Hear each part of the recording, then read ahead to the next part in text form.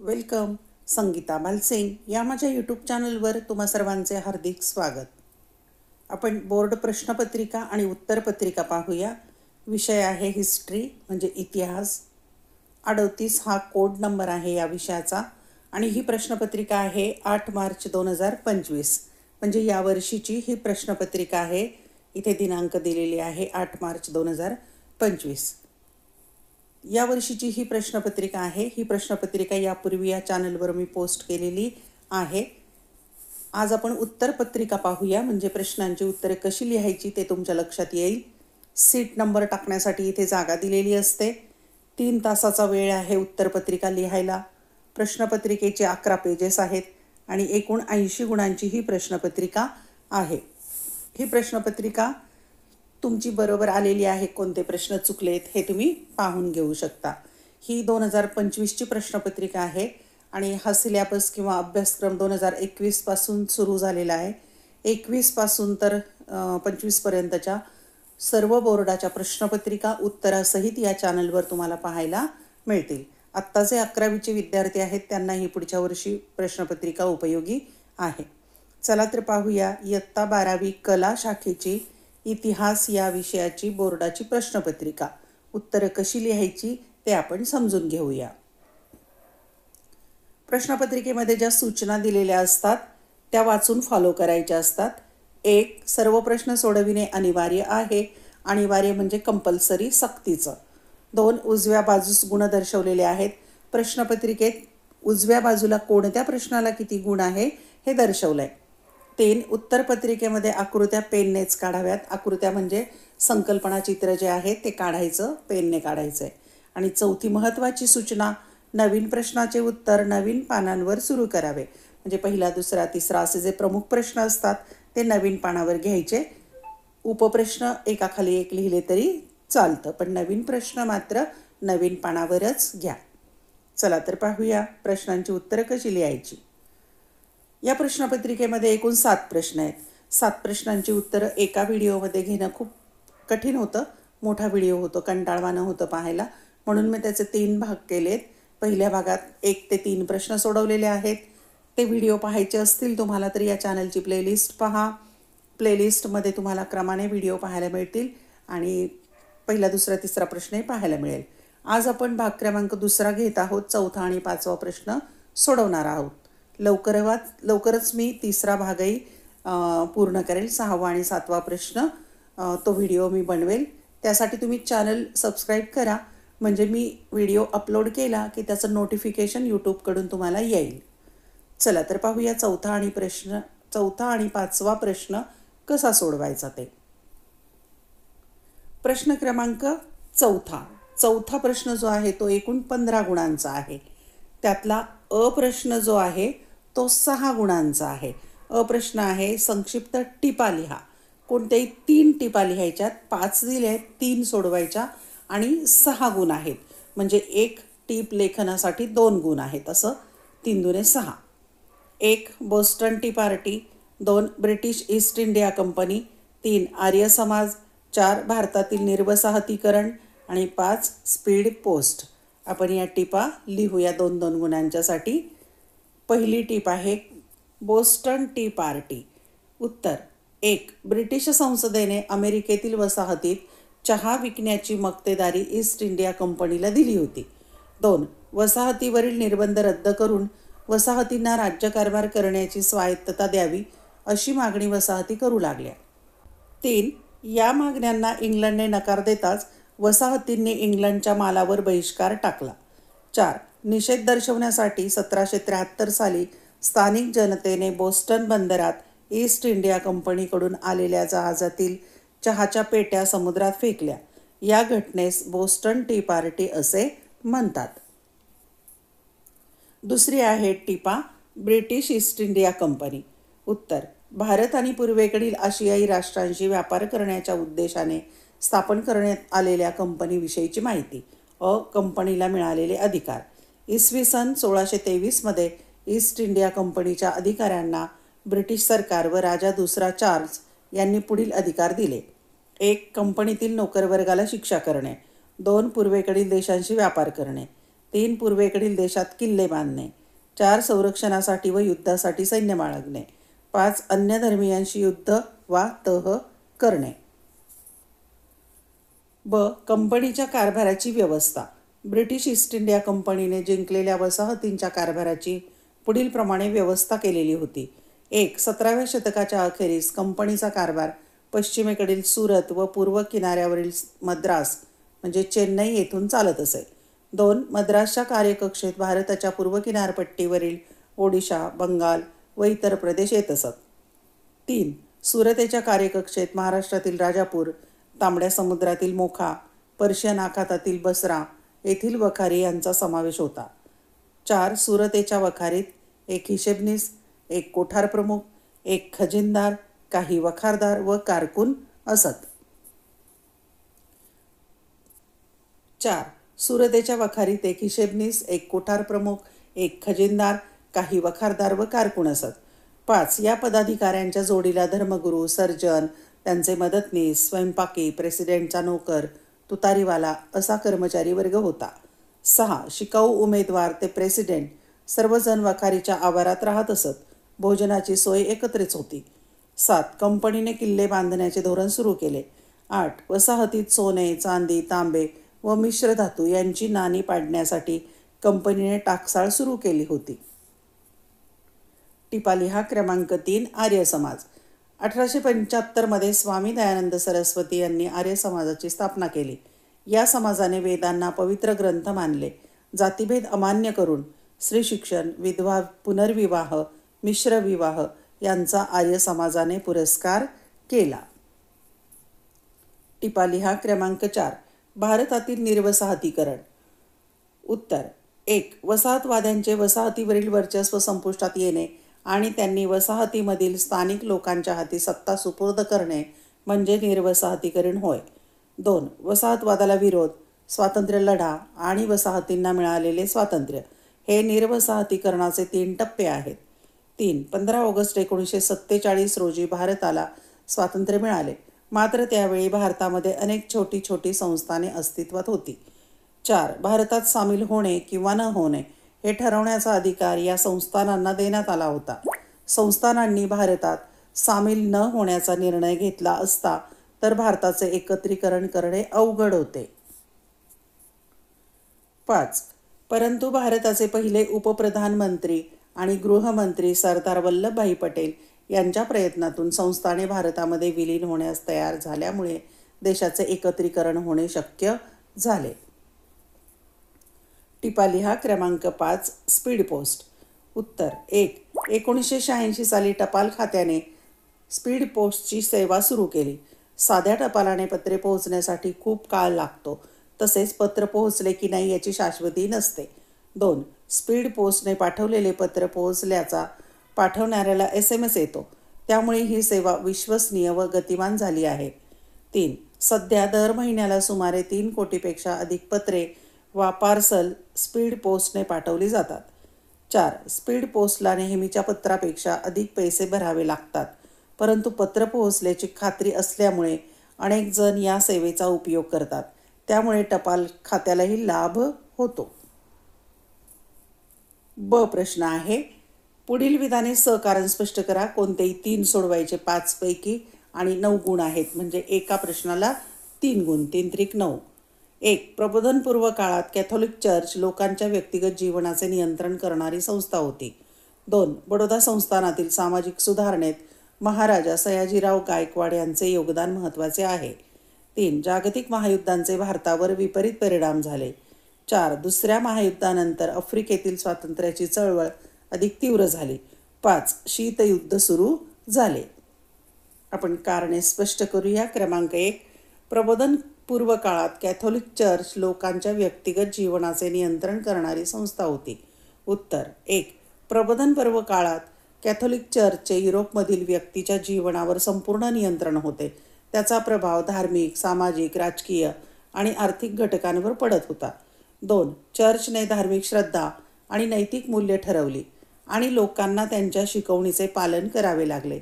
कोणत्याही विरोधाला धर्मद्रोह मानले जाई आणि कठोर शिक्षा दिली जात असे. चर्चने शिक्षणावरही नियंत्रण ठेवले होते. कारण बहुतेक शाळा आणि पुस्तके त्यांच्याच अखत्यारीत होत्या. त्यामुळे ज्ञानाचा प्रसार मर्यादित झाला. 3.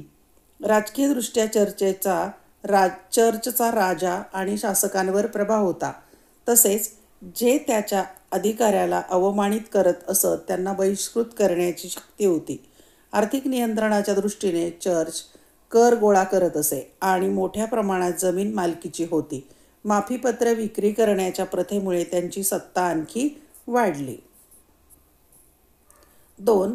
बडोदा संस्थानातील सामाजिक सुधारणेत महाराजा सयाजीराव गायकवाड यांचे योगदान महत्त्वाचे आहे. उत्तर. कारण 1. बडोदा संस्थानात महाराजा सयाजीराव गायकवाड यांनी पुरोगामी धोरण आखले होते. 2. त्यांनी अस्पृश्य आदिवासींना सरकारी खर्चाने शिक्षण आणि वसतिगृह उपलब्ध करून देण्याचा हुकूम काढला. 3. स्त्री शिक्षणाला प्रोत्साहन आणि स्त्रियांसाठी स्वतंत्र व्यायामशाळा त्यांनी सुरू केली. 4. महाराजांनी राजवाड्यात सर्व जातीचे एकत्र सहभोजन, गाव तेथे ग्रामपंचायत, सदस्य किमान साक्षर पाहिजे, गाव तेथे वाचनालय, सक्तीचे मोफत प्राथमिक शिक्षण, शालेय मुलामुलींना शारीरिक शिक्षण सक्तीचे केले. 5. शेतकऱ्यांच्या मुलांसाठी शेतीपूरक कौशल्य विकासावर आधारित अभ्यासक्रम संस्थानात सुरू केले. 6. बालविवाह बंदी, विधवा पुनर्विवाह, संस्थानात विधवा स्त्रीबरोबर मुलींना माहेरच्या मिळकतीत वाटा देण्याचा त्यांनी कायदा केला. क्रमांक 3. जागतिक महायुद्धांचे भारतावर विपरीत परिणाम झाले. उत्तर. कारण 1. जागतिक युद्धांचा भारतावर गंभीर परिणाम झाला, ज्यामुळे देशाची अर्थव्यवस्था, समाजव्यवस्था आणि राजकारणावर दूरगामी परिणाम झाले. 2. ब्रिटिश राजवटीने युद्धासाठी भारताची संसाधने वापरल्यामुळे भारताला कर आकारणी, महागाई आणि अन्न टंचाईचा सामना करावा लागला. अनेक उद्योग ठप्प झाले आणि बेरोजगारी वाढली. 3. हजारो भारतीय सैनिक युद्धात पाठवले गेले. त्यामुळे मोठ्या प्रमाणात मानवी जीवितहानी झाली. अनेक सैनिक मृत्युमुखी पडले तर अनेक जखमी अवस्थेत परतले. युद्धामुळे दुष्काळ आणि नागरिकांसाठी कठीण परिस्थिती निर्माण झाली. 4. या युद्धांमुळे भारताच्या स्वातंत्र्य लढ्याला अधिक बळकटी मिळाली. पहिल्या महायुद्धानंतर ब्रिटिशांनी दिलेली आश्वासने पूर्ण न केल्यामुळे आणि दुसऱ्या महायुद्धादरम्यान भारत छोडो आंदोलनामुळे स्वातंत्र्याची मागणी वाढली.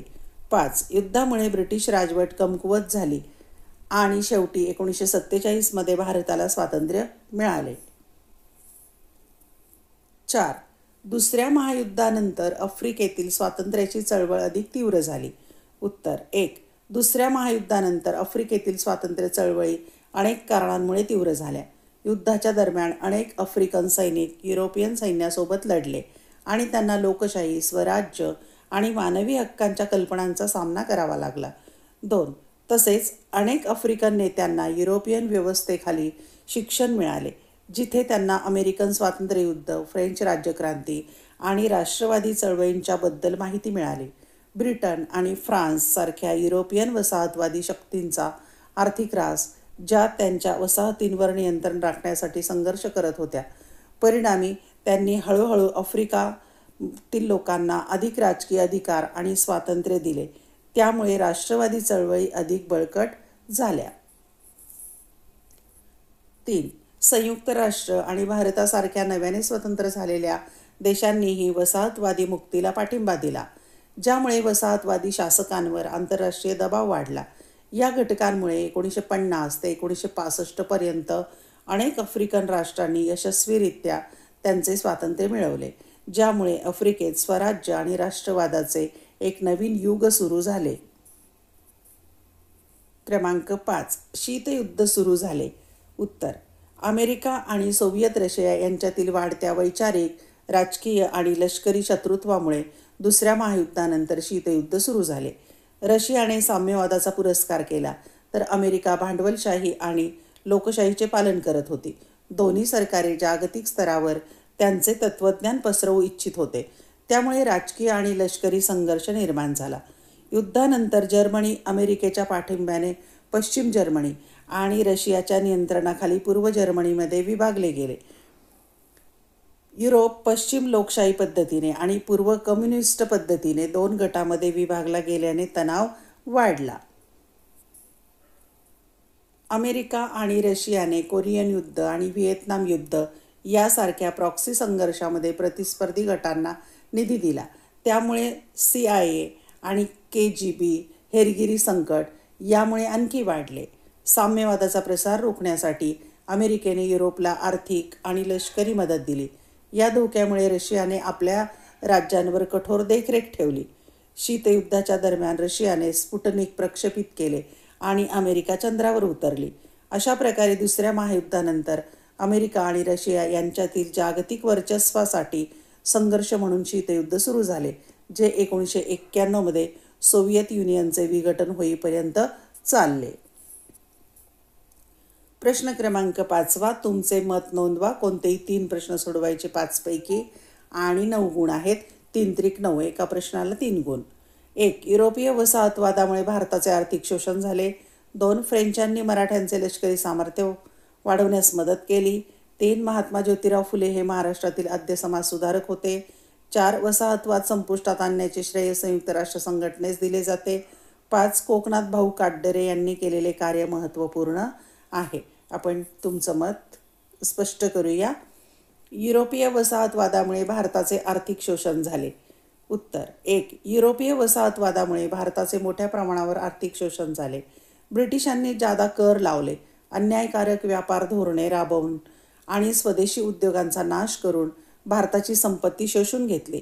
भारतातून कच्चा माल जबरदस्तीने निर्यात केला गेला, तर ब्रिटिश वस्तूंनी भारतीय बाजारपेठ भरून टाकली, ज्यामुळे पारंपरिक हस्तकलेचा ऱ्हास झाला आणि स्वयंपूर्णतेला तडा गेला. 2. रयतवारी कर पद्धतीमुळे शेतकऱ्यांवर मोठा आर्थिक ताण पडला. भारतातील रेल्वे आणि पायाभूत सुविधा प्रामुख्याने ब्रिटिशांच्या आर्थिक फायद्यासाठी विकसित करण्यात आल्या होत्या. त्यामुळे भारतात गरिबी, दुष्काळ आणि आर्थिक परावलंबन वाढले. त्याचा भारतीय अर्थव्यवस्थेवर दीर्घकालीन वाईट परिणाम झाला. 2. फ्रेंचांनी मराठ्यांचे लष्करी सामर्थ्य वाढवण्यास मदत केली. उत्तर 1. फ्रेंचांनी मराठ्यांची लष्करी सामर्थ्य वाढविण्यास महत्त्वपूर्ण भूमिका बजावली. त्यांनी आधुनिक शस्त्रे, तोफखाना आणि लष्करी प्रशिक्षण पुरवले. त्यामुळे मराठा सैन्याचे कार्यक्षमता वाढली. 2. फ्रेंच लष्करी तज्ज्ञ अधिकाऱ्यांनी भारतीय सैनिकांना युरोपियन युद्धतंत्राचे प्रशिक्षण दिले. त्यामुळे ते इंग्रजांविरुद्ध अधिक शक्तिशाली झाले. शिस्तबद्ध पायदळ आणि सुधारित युद्धनीतीमुळे मराठ्यांना आपले साम्राज्य विस्तार करण्यास मदत झाली. 3. फ्रेंचांच्या मदतीने मराठा सैन्य अधिक बळकट झाले आणि 18व्या शतकात भारतीय राजकारणात त्यांची स्थिती मजबूत झाली. क्रमांक 3. महात्मा ज्योतिराव फुले हे महाराष्ट्रातील आद्य समाजसुधारक होते. उत्तर: महात्मा फुले हे महाराष्ट्राचे पहिले सामाजिक सुधारक होते, कारण त्यांनी स्त्री शिक्षण, सामाजिक न्याय आणि वंचित वर्गाच्या उत्थानासाठी अथक प्रयत्न केले. 1. स्त्री शिक्षणाचे प्रणेते. त्यांनी स्त्री शिक्षणासाठी सामाजिक बंधने मोडीत काढली आणि 1848 आपली पत्नी सावित्रीबाई यांच्यासोबत पुण्यातील पहिली मुलींची शाळा सुरू केली. 2. जातीय भेदभावाची समाप्ती. दलित आणि शूद्रांसाठी समान हक्कांची वकिली करत त्यांनी अस्पृश्यता आणि उच्चवर्णीय यांच्या वर्चस्वाविरुद्ध लढा दिला. आपल्या गुलामगिरी या ग्रंथातून त्यांनी समाजातील जातीभेदावर अन्यायावर कठोर टीका केली. 3. सामाजिक न्यायासाठी चळवळी. त्यांनी सत्यशोधक समाज स्थापन करून वंचित गटांमध्ये समता आणि आत्मसन्मान वाढवण्याचा प्रयत्न केला. क्रमांक 4. वसाहतवाद संपुष्टात आणण्याचे श्रेय संयुक्त राष्ट्र संघटनेस दिले जाते. उत्तर: संयुक्त राष्ट्रसंघाने वसाहतीकरण समाप्त करण्यात महत्त्वाची भूमिका बजावली. 1. 1960च्या स्वातंत्र्याचा जाहीरनामा. स्वयंनिर्णयाचा आणि स्वातंत्र्याचा प्रचार केला. 2. विश्वस्त परिषद. वसाहतींना स्वतंत्र राष्ट्रांमध्ये रूपांतरित होण्यास मदत केली. 3. आंतरराष्ट्रीय दबाव. संयुक्त राष्ट्र संघटनेने वसाहतवादी शक्तींना माघार घ्यायला आणि सार्वभौमत्वाचा सन्मान करायला प्रवृत्त केले. संयुक्त राष्ट्र संघटनेच्या प्रयत्नांमुळे अनेक देशांना स्वातंत्र्य मिळण्यास मदत झाली, परंतु यामागे स्वातंत्र्य लढे आणि राजकीय हालचालींचेही मोठे योगदान आहे. क्रमांक 5. कोकणात भाऊ काटदरे यांनी केलेले कार्य महत्त्वपूर्ण आहे. उत्तर: कोकणात भाऊ काटदरे यांचे कार्य अत्यंत महत्त्वाचे आहे. यावर मी सहमत आहे. निसर्गाचे संवर्धन. कोकण प्रदेशातील पर्यावरण आणि वन्यजीवांचे संरक्षण करण्यात भाऊ काटदरे यांनी महत्त्वाची भूमिका बजावली. प्रामुख्याने कासवे आणि किनारी परिसंस्थांचे जतन करण्यावर लक्ष केंद्रित केले. सामाजिक जागरूकता आणि सक्रियता. त्यांनी स्थानिक समुदायांना पर्यावरण संवर्धन आणि शाश्वत विकासाच्या पद्धतीबद्दल शिक्षित करण्यासाठी सक्रियपणे काम केले. त्यांना त्यांच्या नैसर्गिक संसाधनांचे संरक्षण करण्यास प्रोत्साहन दिले. जैवविविधतेवर परिणाम. त्यांच्या पुढाकाराने सागरी परिसंस्थेचे जतन करण्यास मदत झाली. प्रामुख्याने कासवांचे संरक्षण करण्यासारख्या प्रयत्नांद्वारे कोकणाच्या नैसर्गिक वारशावर कायमस्वरूपी प्रभाव पडला. गरुड संवर्धन. कोकण गरुड प्रकल्पाच्या माध्यमातून गरुडांच्या संरक्षणासाठी आणि त्यांच्या संख्येवर लक्ष ठेवण्यासाठी पुढाकार घेतला. खवल्या मांजर संवर्धन. या संकटग्रस्त प्राण्याच्या सुरक्षिततेसाठी जनजागृती करून संरक्षणासाठी उपाययोजना केल्या. पाटोळा संरक्षण. पाकोळा संरक्षण. भारतीय पाकोळा पक्ष्यांच्या घरट्यांच्या बेकायदेशीर व्यापारास आळा घालण्यासाठी प्रयत्न केले. स्थानिक सहभाग. स्थानिक समुदायांना पर्यावरण संरक्षण आणि संवर्धनाच्या उपक्रमामध्ये सहभागी करून घेतले. त्यामुळे भाऊ काटदरे यांचे कार्य कोकणाच्या जैवविविधतेचे संरक्षण करण्यासाठी अत्यंत महत्त्वपूर्ण ठरले आहे. अशा प्रकारे आपण 4था आणि 5वा प्रश्न सोडवलेला आहे. लवकरच 6वा आणि 7वा प्रश्न सोडवलेला व्हिडिओ मी तयार करणार आहे. धन्यवाद. व्हिडिओ लेक्चर आवडल्यास चॅनल सबस्क्राईब करा, बेल आयकॉन प्रेस करा, म्हणजे मी नवीन व्हिडिओ पोस्ट केल्याचं नोटिफिकेशन तुम्हाला मिळेल. तसंच टेलिग्राम चॅनलही जॉईन करा. आवडलेले व्हिडिओ लाईक, कमेंट, शेअर करा. अभ्यासासाठी आणि परीक्षेसाठी खूप खूप शुभेच्छा.